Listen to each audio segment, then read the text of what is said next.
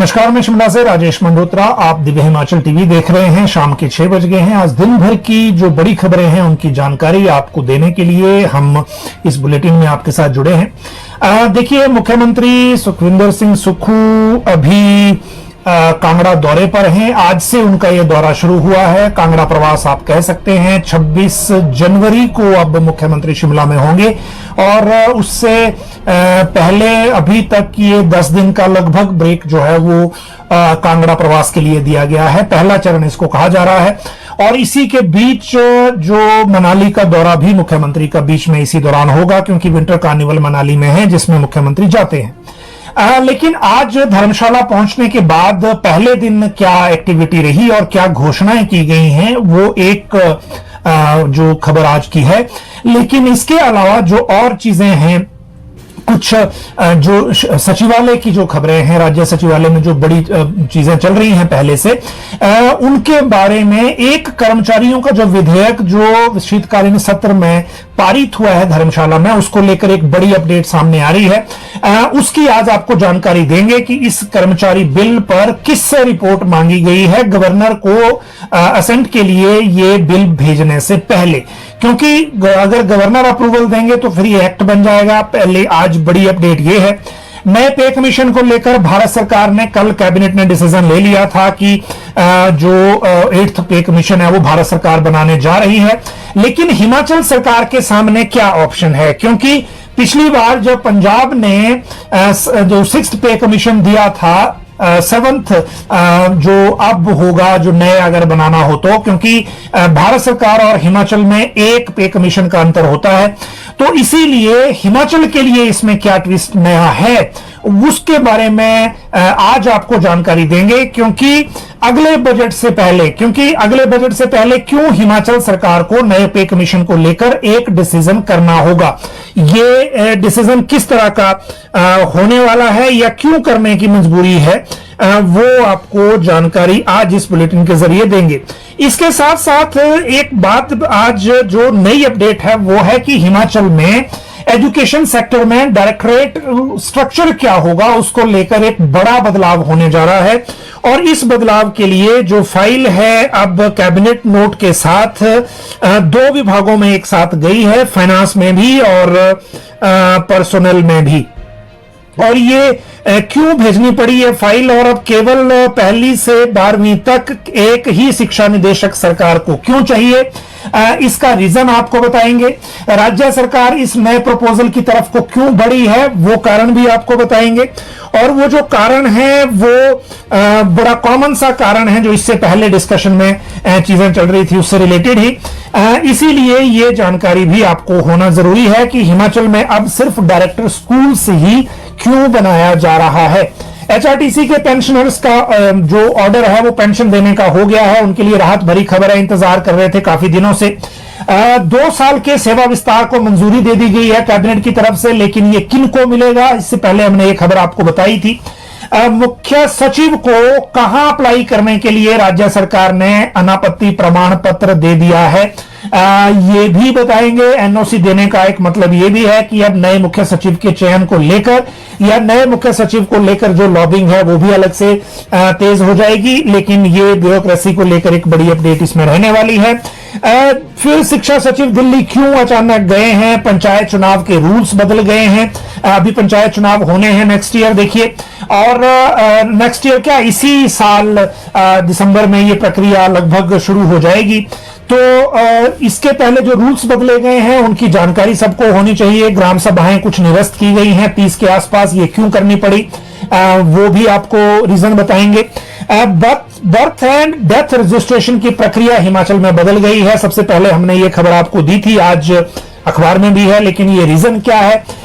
BJP प्रदेश अध्यक्ष चुनाव कब तक होगा, उसको लेकर जो चुनाव प्रभारी हैं उन्होंने क्या अपडेट दी है। जो केंद्रीय मंत्री डॉक्टर जितेंद्र सिंह आज शिमला आए थे, वो बताएंगे आज आपको। एचपीयू के कुछ रिजल्ट निकले हैं ड्राइवर सुसाइड केस में, एचआरटीसी का मामला है।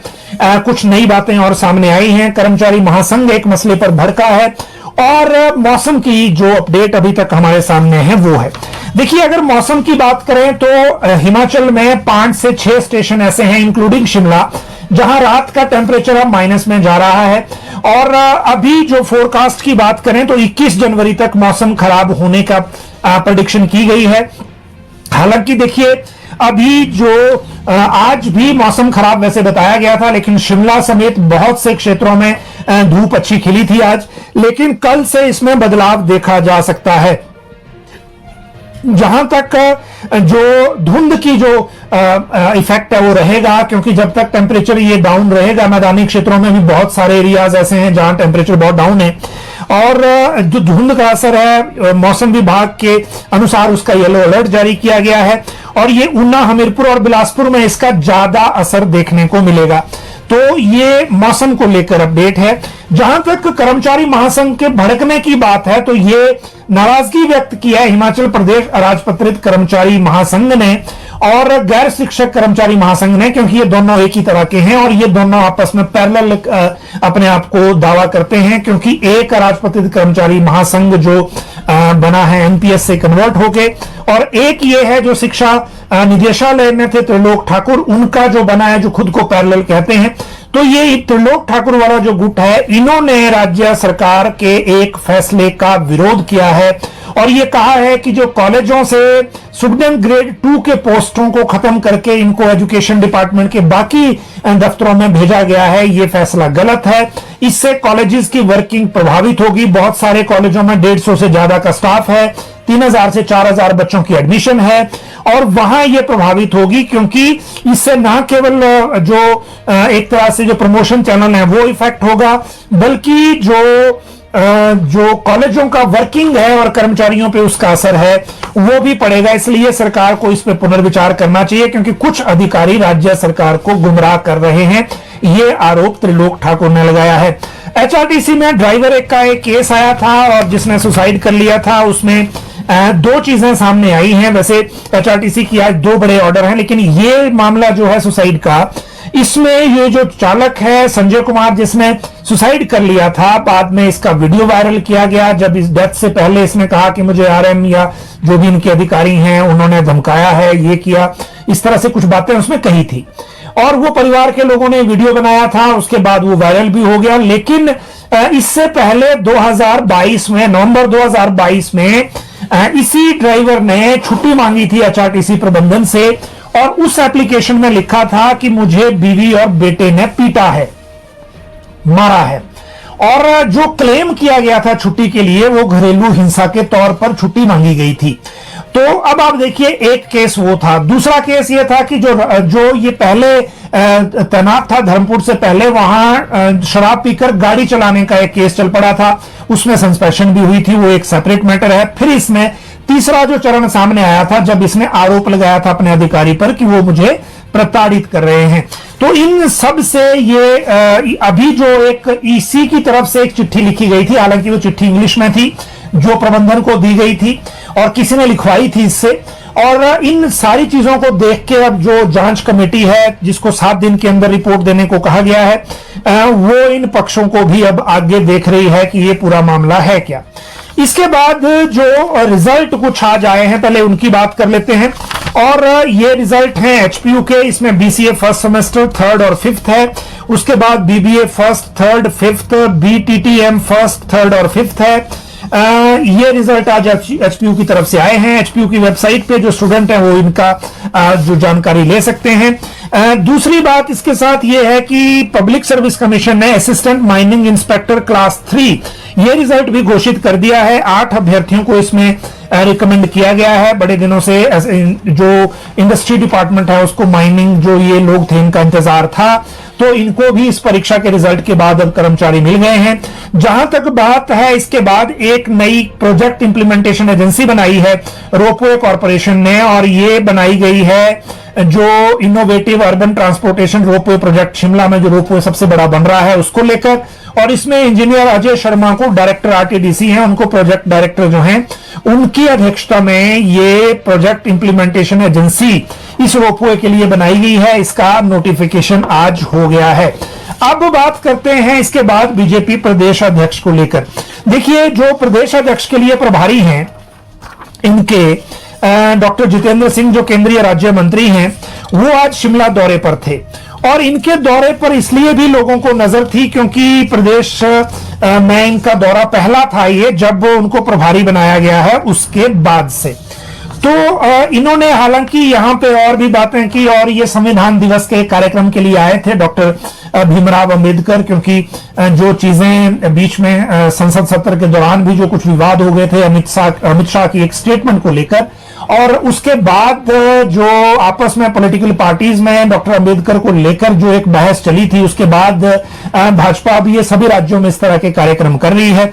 उस कार्यक्रम में जब इनसे पूछा गया कि प्रदेश अध्यक्ष के चुनाव को लेकर क्या आगे व्यवस्था रहने वाली है, तो उन्होंने कहा कि भाजपा का संगठन बहुत विशाल है, बहुत बड़ा है, और हमारी पार्टी ऐसी नहीं है कि जो डाइनिंग टेबल पर बैठ के अध्यक्ष का फैसला कर ले या मां बेटा जो है वो बैठ के ही तय कर ले।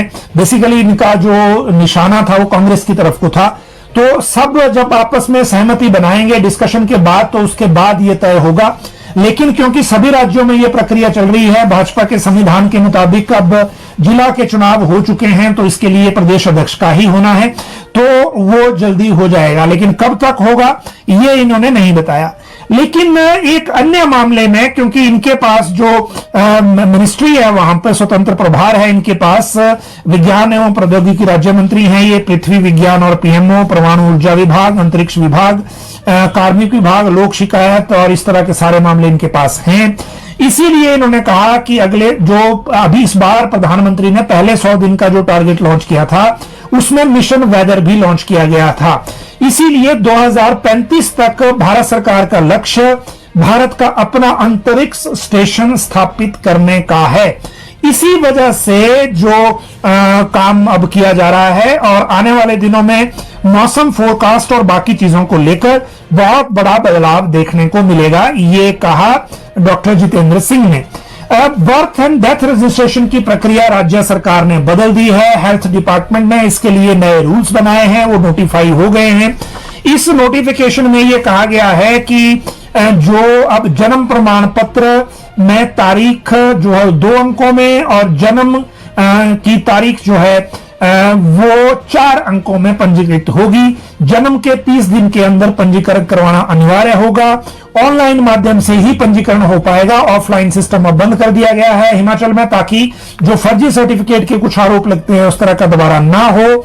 दूसरी बात यह है कि ये जो प्रक्रिया है इसको लेकर हेल्थ डिपार्टमेंट भी अपने लेवल पर जो सेंसिटाइजेशन है वो शुरू करेगा। उससे भी अतिरिक्त जानकारी ली जा सकती है। लेकिन यदि आपके परिवार में कोई जन्म होता है किसी बच्चे का, तो ये ध्यान रखें अब कि अब बैक डेट से या बाद में बड़ा लेट जो है वो रजिस्ट्रेशन नहीं हो पाएगी। 1 महीने का टाइम है, 30 दिन का, और सारी प्रोसेस ऑनलाइन ही होगा और ऑनलाइन ही सर्टिफिकेट बनेगा, ऑनलाइन ही उसकी कॉपी मिलेगी। सेम प्रक्रिया डेथ के लिए भी रहेगी। और इसीलिए चाहे अर्बन लोकल बॉडीज में रहते हैं आप, चाहे आप ग्रामीण क्षेत्रों पंचायत एरिया में रहते हैं, ये लगभग ये जो ध्यान रखें कि बर्थ और डेथ की रजिस्ट्रेशन मैंडेटरी हो गई है, वो भी सिर्फ ऑनलाइन माध्यम से। अगली बात जो है इसके बाद वो है ग्राम सभाएं कुछ निरस्त हुई हैं, और ये जो निरस्तीकरण है ये इसलिए किया गया है क्योंकि जो शहरी निकाय राज्य सरकार में नगर पंचायतें, नगर परिषद और नगर निगम कुछ नए बनाए हैं, कुछ अपग्रेड किए हैं, किसी का एरिया का विस्तार हुआ है। जहां भी जिससे पंचायतें प्रभावित हैं, मान लीजिए मैं आपको एक एग्जांपल बताता हूं कि जो नगर पंचायत बड़सर का नया गठन हुआ है अभी, तो हमीरपुर जिला की नगर पंचायत बड़सर की जो पंचायतें हैं आसपास की, ग्राम पंचायत बड़सर, ग्राम पंचायत भकरेड़ी, ग्राम पंचायत बलिया और ग्राम पंचायत बनी, इन चारों की जो ग्राम सभा है उसको निरस्त कर दिया गया है। और अब क्योंकि इस एरिया को नगर पंचायत में शामिल कर लिया गया था, इसी तरह से नगर पंचायत संधोल में बनी है, कुनिहार में बनी है, वैसे ही नगर परिषदें बहुत सारी बनी है, नगर निगम बद्दी, हमीरपुर, इस तरह के और बने हैं। और कुछ जो प्रेजेंट नगर निगम है शिमला जैसा मिलाके इनका विस्तार भी हुआ है। तो इनको मिलाके ये 30 से ज्यादा ग्राम सभाएं हैं, जो पंचायतें हैं जिनका एग्जिस्ट जो करती थी वो खत्म हो गया है इनका, तो अस्तित्व एक तरह से खत्म है पंचायत के तौर पर, और अब अर्बन लोकल बॉडी बनेंगी, तो इसीलिए इनको निरस्त कर दिया गया है। आज नोटिफिकेशन हुई है, विस्तार से आप खबर दिव्य हिमाचल में कल देख पाएंगे। लेकिन पंचायती राज चुनाव से पहले रूल्स बदले हैं, और ये भी इसलिए आपको जानना जरूरी है क्योंकि इसी साल के आखिर में पंचायती राज के चुनाव होने हैं। पंचायती राज चुनाव से पहले जो आरक्षण परिसीमन की प्रक्रिया होती है उसमें बदलाव होगा, और चुनाव लड़ने के जो इच्छुक लोग होते हैं उनको भी नए रूल्स की जानकारी होनी चाहिए। अब जो रूल्स में परिवर्तन हुआ है, पिछले कल की जो नोटिफिकेशन है उसको आप पंचायती राज विभाग के वेबसाइट पर देख सकते हैं, और जो डिस्ट्रिक्ट पंचायत ऑफिसर हैं उनके माध्यम से भी, आप अपनी पंचायत के सेक्रेटरी के माध्यम से भी एक्सेस इसके लिए बना सकते हैं। लेकिन जो मुख्य तौर पर बदलाव है वो ये है कि अगला पंचायती चुनाव होने से पहले जिला परिषद और बीडीसी एरिया का जो परिसीमन है वो दो हिस्सों में नहीं होगा। मतलब एक जिला परिषद में कई बार ऐसा भी एग्जांपल होता था कि बीडीसी का एक हिस्सा एक जिला परिषद वार्ड में और दूसरा हिस्सा दूसरे जिला परिषद वार्ड में, तो ऐसा नहीं होगा। सेम जैसे कि पंचायतों का अलग अलग नहीं हो सकता। अब नियमों के तहत अब जिला परिषद में पूरी ग्राम सभा आएगी। अब एक ग्राम सभा दो जगह नहीं बंटेगी, ना पंचायत बंटेगी ना बीडीसी बंटेगी। इसके अलावा पंचायत चुनाव में अब चुनाव आयोग की तर्ज पर होंगे। उपायुक्त को चुनाव अधिकारी नियुक्त किया जाएगा। 7 दिन पहले चुनाव का शेड्यूल तय होगा। नामांकन वापसी के लिए तारीख तय होगी। नामांकन वापसी के लिए भी ऐसा नहीं होगा कि किसी ने, पहले क्या करते थे कि जो नॉमिनेशन भरता था या नॉमिनेशन भी किसी और के माध्यम से पकड़ा दिया जाता था कि ये चुनाव लड़ना चाहते हैं।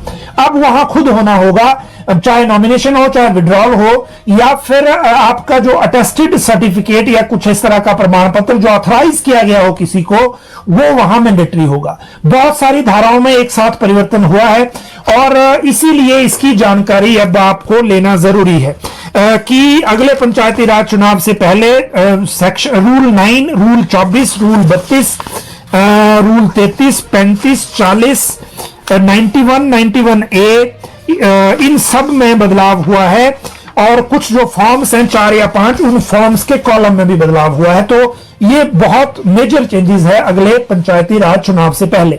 और जो भी पंचायती राज चुनाव में इंटरेस्टेड हैं या पंचायत के कामकाज में अपना दखल देना चाहते हैं, उसमें कुछ योगदान देना चाहते हैं, वो नए रूल्स को एक बार जरूर पढ़ लें।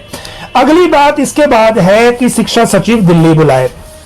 देखिए, केंद्रीय शिक्षा सचिव या शिक्षा मंत्रालय ने सभी राज्यों के शिक्षा सचिवों के साथ एक बैठक रखी थी, जिसके कारण शिक्षा सचिव राकेश कंवर, इनके एलिमेंट्री के डायरेक्टर आशीष कोहली और जो एसपीडी है राजेश शर्मा, ये दिल्ली गए हुए हैं। और क्योंकि अगले बजट की फॉर्मेशन होनी है, अगले बजट की कार्यरूप बनेगा, हो सकता है इससे रिलेटेड कोई चर्चा हो। वैसे भी एजुकेशन सेक्टर में, चाहे समग्र शिक्षा में या फिर आरएमएसए में, जितना बजट भारत सरकार से मिल पाए राज्य सरकार के लिए वो मदद होगी। और हिमाचल सरकार के कुछ रिफॉर्म्स का एजुकेशन सेक्टर में जो हुए हैं उनका केंद्र के जो शिक्षा मंत्रालय ने भी स्वागत किया है, यानी कि उनके समर्थन किया है। इसीलिए हो सकता है इन रिफॉर्म्स के माध्यम से हिमाचल सरकार कुछ एक्स्ट्रा बजट वहां से चाह रही हो।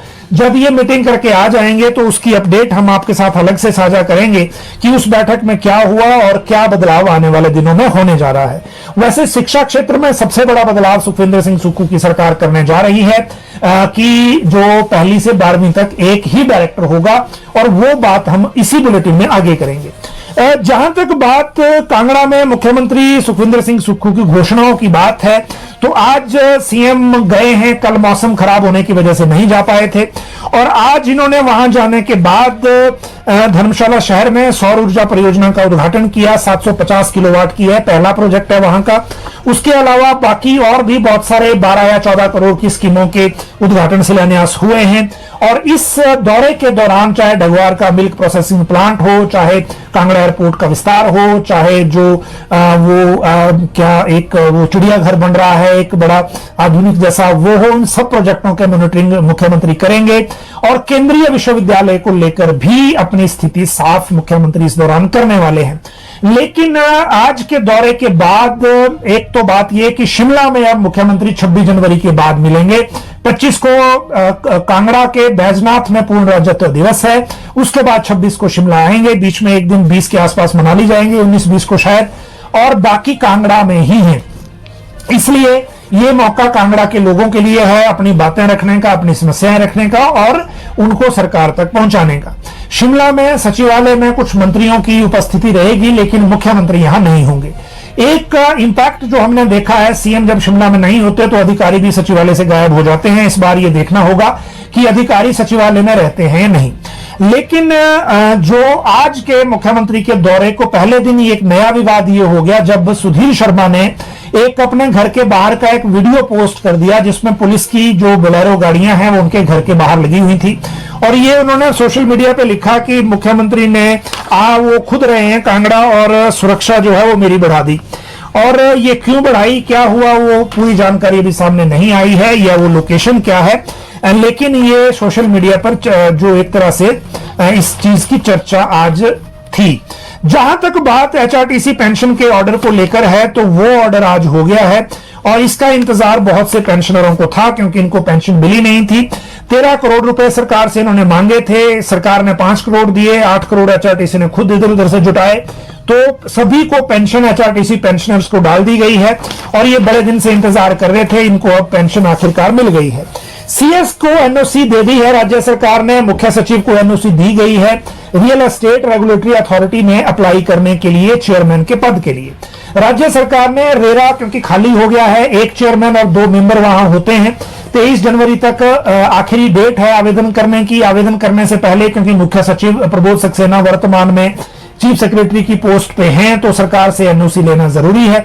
सरकार से इनको एनओसी मिल गई है, हालांकि इनके खिलाफ जो चिट्ठियां लिखने का सिलसिला है वो जारी है, और इनका जो एक मामला भारत सरकार में जब ये थे उस वक्त का एक केस जो उस वक्त वित्त मंत्री पी चिदम्बरम थे, जिसमें चार्जशीट भी दायर हो चुकी है वहां इसी मामले में दिल्ली में ही, उस मामले को दोबारा से उठाया जा रहा है, और ये मामला अब जो सिलेक्शन कमेटी है चीफ जस्टिस की वहां तक पहुंच गया है, ताकि जो फैसला लेती बार एटलीस्ट जो कमेटी है उसके ध्यान में भी ये मामला हो। लेकिन फिलहाल उनको एनओसी सरकार से मिल गया है, इसमें इनकी सिलेक्शन होती है नहीं ये बाद में तय होगा। कमेटी में चीफ जस्टिस के अलावा, सिलेक्शन कमेटी में चीफ जस्टिस के अलावा 2 मेंबर सेक्रेटरी लॉ और सेक्रेटरी हाउसिंग हैं, तो डिसीजन जो है वो उस कमेटी को करना है। अगली बात है 2 साल के सेवा विस्तार को मंजूरी की। दरअसल ये मंजूरी मिली है अवार्डी टीचर्स को। ये पहले एक्सटेंशन इनको दी जाती थी, भाजपा सरकार के दौरान मिल रही थी, फिर नई सरकार आई, व्यवस्था परिवर्तन हुआ, फिर ये वापस ले ली गई। फिर अवार्ड देने की नई पॉलिसी बनी, उसमें एक्सटेंशन की व्यवस्था को हटा दिया गया। अब कैबिनेट में यह मामला गया था, नेशनल अवार्डी टीचर को 2 साल एक्सटेंशन मिलेगी और स्टेट अवार्डी टीचर को 1 साल की एक्सटेंशन दी जाएगी, अदर देन जो प्राइज उनको मिलेगा उसके अलावा। तो ये डिसीजन कैबिनेट से हो गया है, पिछले कल कैबिनेट से फाइलें वापस आई हैं, 1-2 दिन में इसका ऑर्डर हो जाएगा कि एक्सटेंशन किस तरह से मिलेगी और किस किस को मिलेगी, कैसे मिलेगी। तो ये एक जो कंप्लीट जो डिसीजन है अब हमने आपको बता दिया, पहले हमने आपको सिर्फ इसकी सूचना आपको दी थी। अब अगली बात अगर हम करें तो वो है कर्मचारी विधेयक पर रिपोर्ट मांगी है। शीतकालीन सत्र में कर्मचारियों से संबंधित सेवा शर्तें विधेयक 2024 सरकार ने पारित कराया था, और इसको 12 दिसंबर 2003 से रिट्रोस्पेक्टिवली लागू करने की मंशा इस विधेयक में है, ताकि जो अनुबंध कर्मचारी हैं उनको सीनियोरिटी का लाभ या कॉन्सिक्वेंशियल बेनिफिट, फाइनेंशियल जो देनदारियां बन रही हैं उनको रोका जा सके। अब ये बिल जो है वो विधानसभा से वापस सेक्रेटरी लॉ को आया। सेक्रेटरी लॉ से गवर्नर को असेंट के लिए जाने से पहले सेक्रेटरी पर्सनल को भेजा गया है, उनसे रिपोर्ट मांगी गई है, और सेक्रेटरी पर्सनल को ऑथेंटिकेट करके एक रिपोर्ट देनी है कि इस बिल को अगर गवर्नर असेंट दे दें तो इसका कोई लीगल या बाकी इफेक्ट नहीं है। ये सेक्रेटरी पर्सनल का लेटर या रिपोर्ट उसमें लगेगी, उसके बाद लॉ में ये जाएगी चिट्ठी, उसके बाद लॉ बाकी कागजों के साथ इस बिल को गवर्नर की मंजूरी के लिए भेजेगा।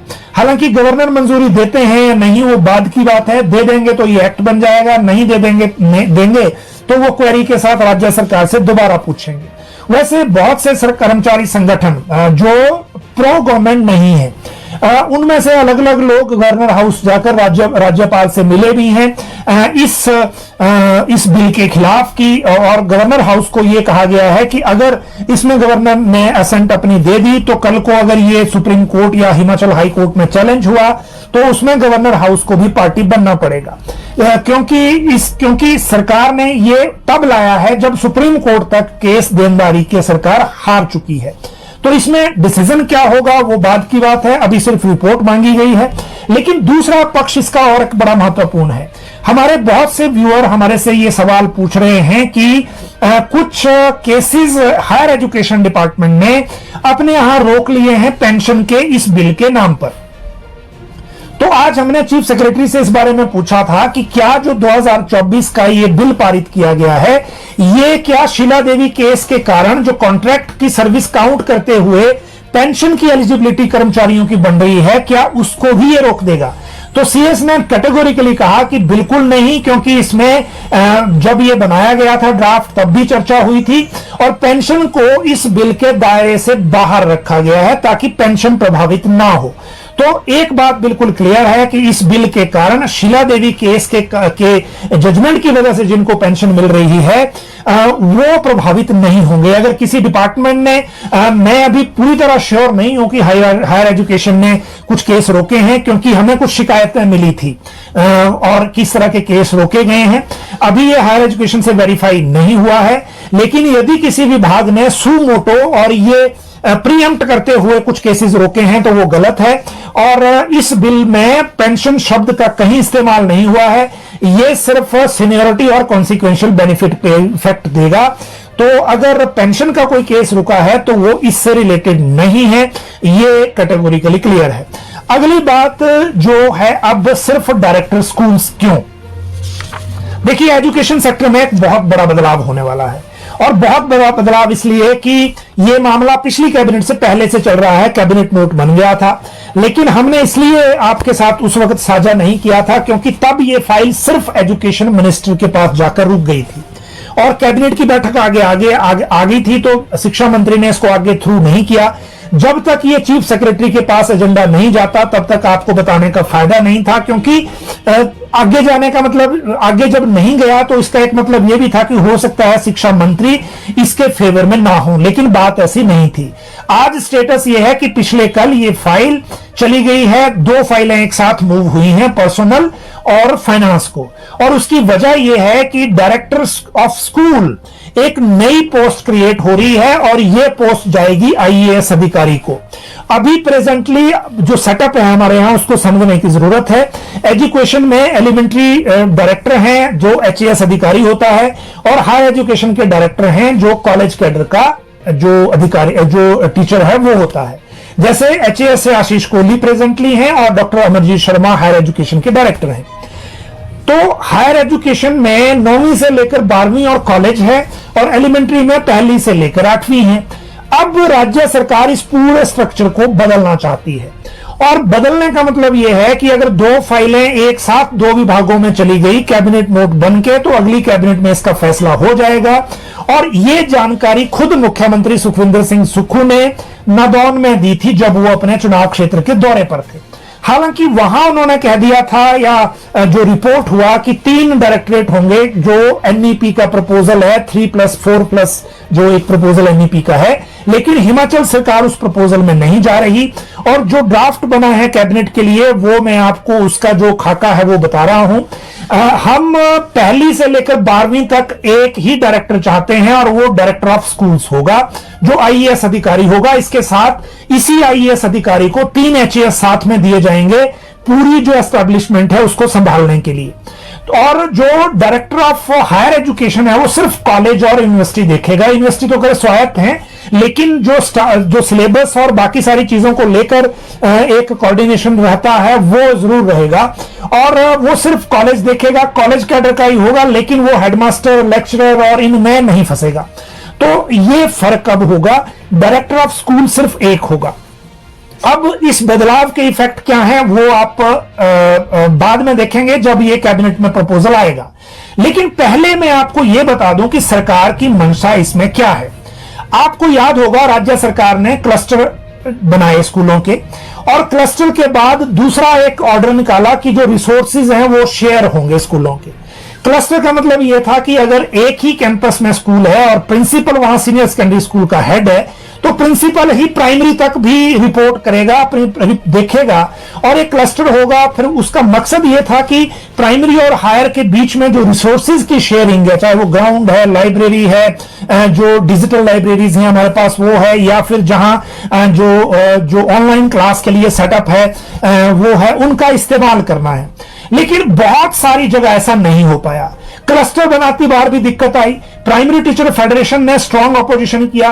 रामपुर से एक केस ऐसा आया जिसमें जो एक ही क्लस्टर के दो स्कूल, एक ही कैंपस के जो दो विंग थे, वो आपस में इतना लड़े कि ग्राउंड भी एक दूसरे को इस्तेमाल नहीं होने दिए। जेबीटी टीचर प्रिंसिपल को रिपोर्ट करने को तैयार नहीं है, जो पिछला एक्सपीरियंस है क्लस्टर स्कूल का। इन सारे फीडबैक के आधार पर राज्य सरकार ने यह डिसीजन अब लिया है कि पहले से +2 तक सिंगल जो कंट्रोल होगा, सिंगल क्लस्टर होगा और सिंगल ही डायरेक्टर होगा।